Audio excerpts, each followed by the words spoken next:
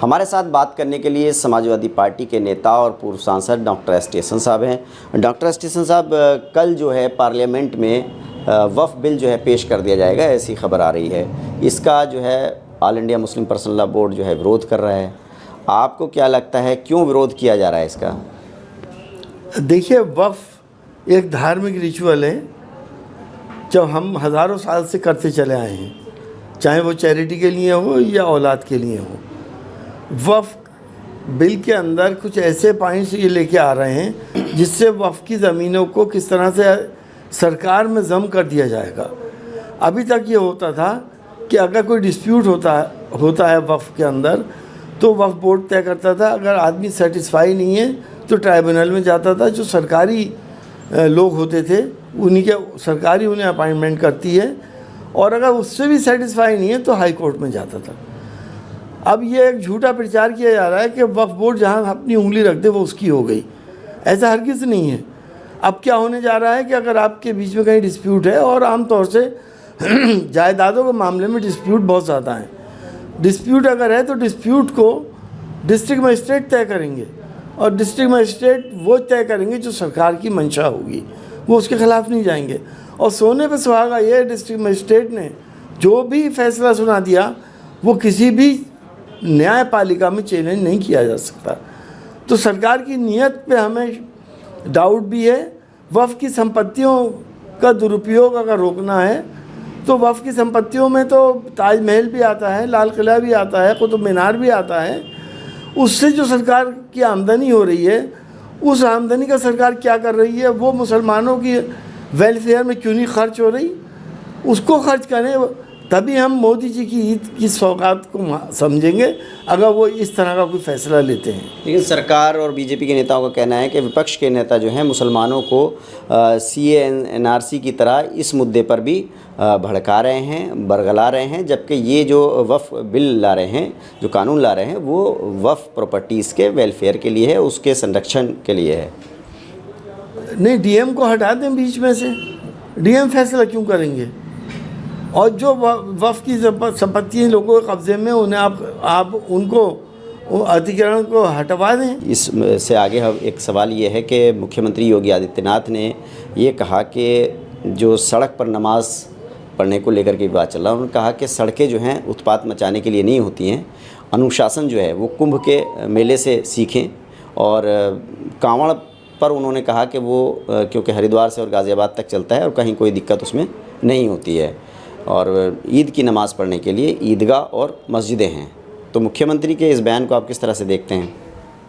देखिए, सड़कों पे उत्पात वाकई नहीं मचाना चाहिए, इसे कौन मना कर रहा है? लेकिन सड़कों के ऊपर अगर अपने पैदा करने वाले की इबादत की जा रही है तो वो तो मैं समझता हूँ उत्पात नहीं होता, उसकी तो इजाज़त मिलनी चाहिए। कांवड़ में भी आदमी अपने पैदा करने वालों की इबादत करता है, लोग चलते हैं, किसी को कोई एतराज़ नहीं होता। रूट डाइवर्ट होते हैं, किसी को एतराज़ नहीं होता। जागृति होती हैं, एक सारी रात, सारा दिन सड़कें बंद रहती हैं। जगन्नाथ जी की यात्राएं निकलती हैं, गणेश जी का मूर्ति रखी जाती है, 4 दिन हाईवेज बंद रहते हैं, तो किसी को कोई एतराज़ नहीं होता। वो कोई उत्पात थोड़ी है, वो तो ऊपर अपने पैदा करने वाले को लोग याद करते हैं। तो वो कह रहे हैं मुहर्रम का जुलूस भी निकलता और भी धार्मिक जुलूस निकलते हैं, जुलूसों को तो नहीं रोका है, नमाज की बात हो रही है। नहीं, उत्पात लफ्ज़ से हमें एतराज़ है। नमाज में कोई उत्पात मचा रहा है क्या?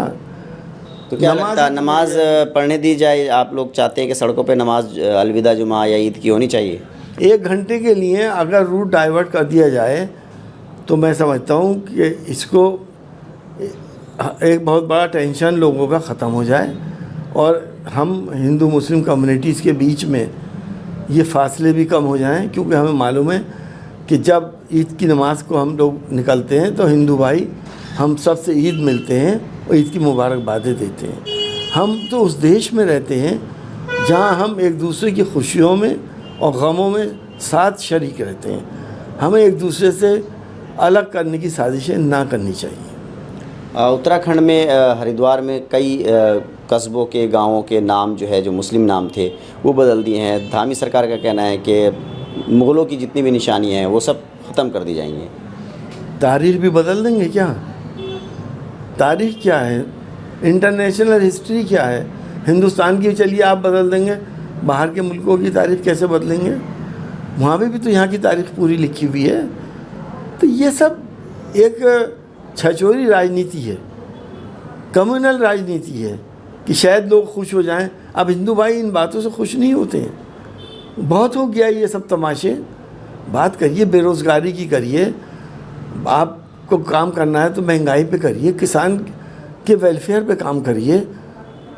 आप ये क्या है कि हिंदू मुसलमान करे जा रहे हैं, ये सब बेकार की बात है। समाजवादी पार्टी के नेता का साफ तौर पर कहना है कि जो वक्फ बिल पेश हो रहा है उसमें क्योंकि ज़िलाधिकारी को अधिकार ज़्यादा दे दिए जाएंगे और सरकार जो है वक्फ संपत्तियों पर जो है वो कब्ज़ा करना चाहती है। उन्होंने एक और मांग की है, उन्होंने कहा कि लाल किला हो, कुतुब मीनार हो, ताजमहल हो, ये सब वक्फ संपत्तियां हैं और इसकी आमदनी जो है मुसलमानों के वेलफेयर के लिए सरकार इस्तेमाल करे, उसका जो है मुसलमानों के उद्धार के लिए काम होना चाहिए। Baidur Rahman, ABP news network, Moradabad. For exclusive and insightful videos, subscribe to our new channel ABP Live Premium.